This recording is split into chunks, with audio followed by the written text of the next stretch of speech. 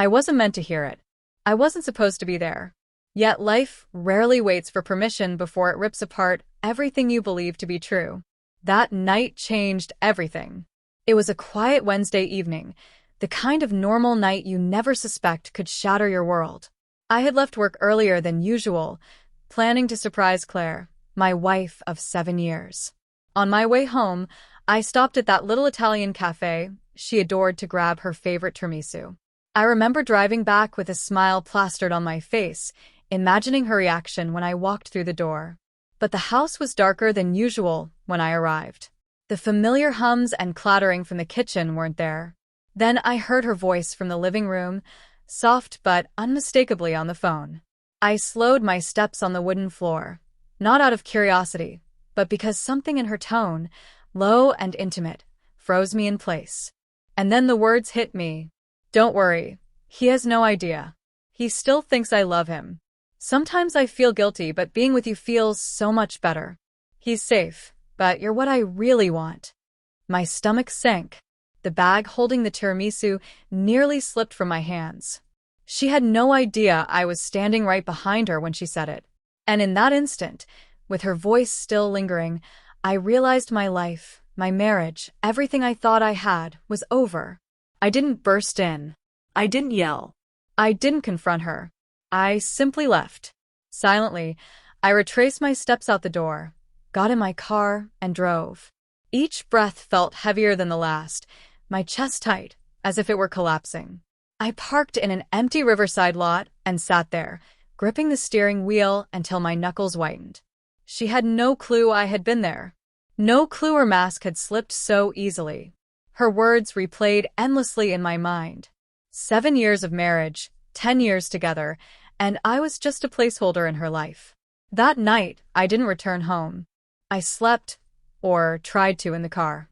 Every time I closed my eyes, I saw her smile, heard her laugh, felt her embrace in moments I had thought were ours.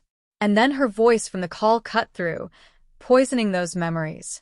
Morning brought exhaustion and clarity. I couldn't ignore this.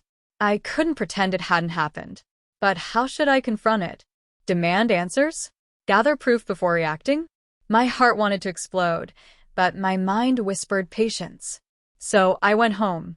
Claire greeted me as if nothing had changed, her usual warm smile, a kiss on my cheek, casual questions about dinner. I watched her move around the kitchen in her robe, playing the devoted wife perfectly. My throat burned with words I couldn't release. I needed to understand more. For the next week, I watched. Late-night calls, sudden errands, the guarded way she held her phone. Things I'd overlooked before now screamed at me. And every glimpse of her texting with a small, secretive smile made my chest tighten. I said nothing. That Friday, she mentioned meeting a friend for dinner. My instincts screamed that this was it.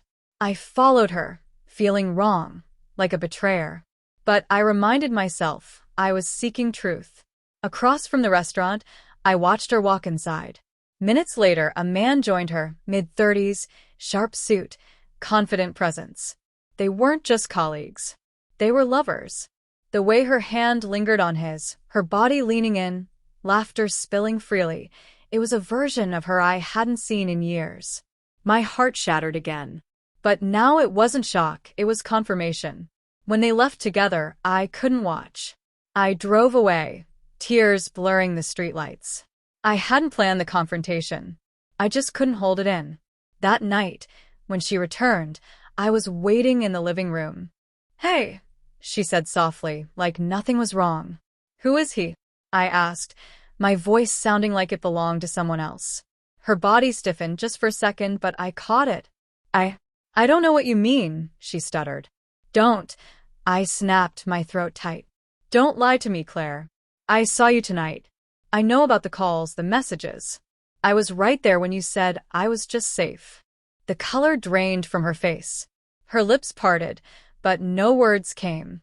Then, barely above a whisper, she said, "I didn't want you to find out like this." A bitter laugh escaped me.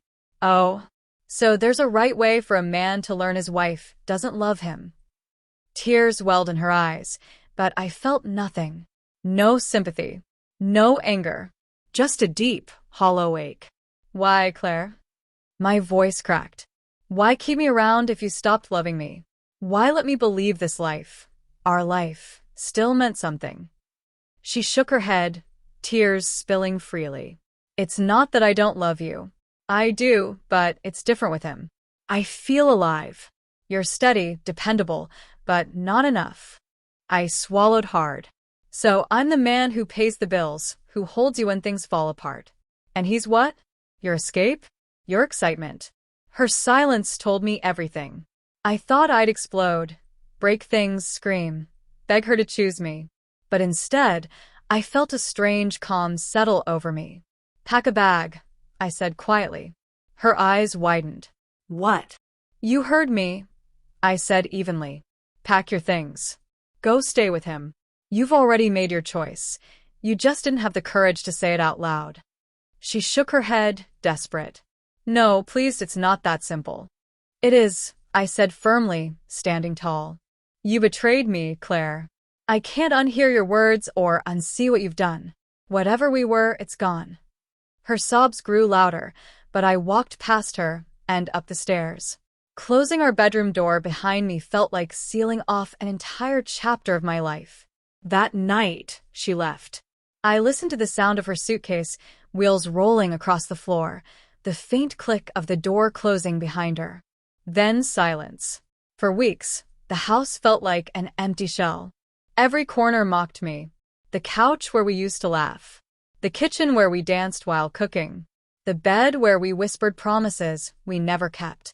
I went through the motions of life, but inside, I was broken in ways I couldn't fix.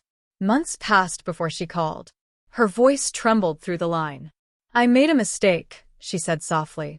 He wasn't who I thought he was. I want to come home. For a long time, I said nothing.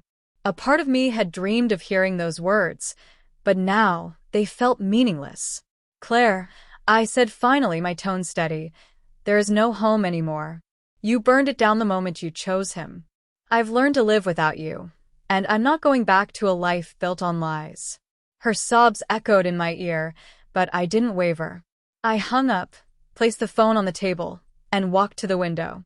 Outside, the world looked unchanged, sunlight spilling over rooftops, birds gliding through the air. But inside me, everything was different. I'd lost the woman I once thought was my forever, but in that loss, I found something unexpected: clarity, strength, peace. Sometimes the hardest part isn't losing someone, it's realizing they were never truly yours to begin with. And that night, when I walked away without a word, I thought I was running from my life. But the truth was, I was walking toward a new one.